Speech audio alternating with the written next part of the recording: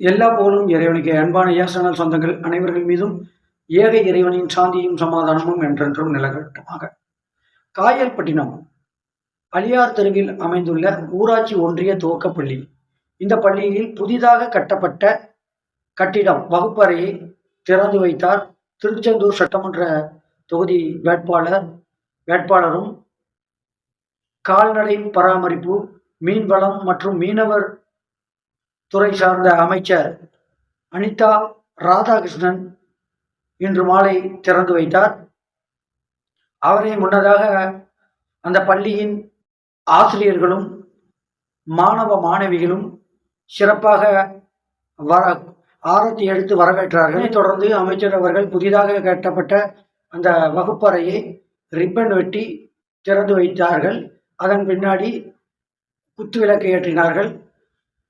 அவரை கௌரவிக்க காயல்பட்டினம் முஸ்லிம் ஐக்கிய பேரவை பொதுச் செயலாளர் நவாஸ் அகமது அவர்கள் பொன்னாடை போர்த்தி அமைச்சர் அவர்களை கௌரவப்படுத்தினார்கள். அதனைத் தொடர்ந்து பள்ளி ஆசிரியர்களும் தலைமை ஆசிரியர்களும் அமைச்சருக்கு பொன்னாடை போற்றினார்கள்.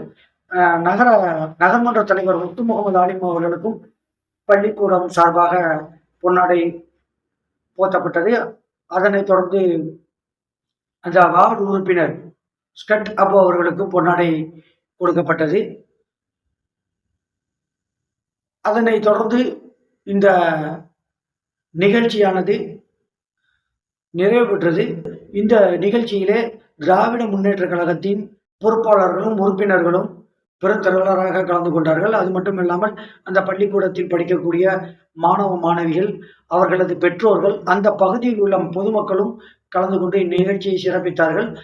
இந்நிகழ்ச்சியில் காயல்பட்டினம் முஸ்லிம் ஐக்கிய பேரவையின் பொதுச் செயலாளர் நவாஸ் அகமது, ஆதம் சுல்தான், ஜின்னா, கோமான் ஷாஜஹான், அல்லக்ஸா தாவூது, சதக்கு தம்பி, நௌஃபல், கலீல் மற்றும் பலரும் கலந்து கொண்டார்கள்.